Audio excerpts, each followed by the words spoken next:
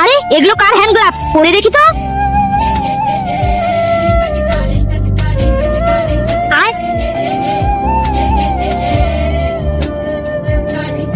আরে আমার জুতোটা কিভাবে বড় হয়ে গেল? তার মানে এগুলো কি ম্যাজিক্যাল হ্যান্ড গ্লাভস?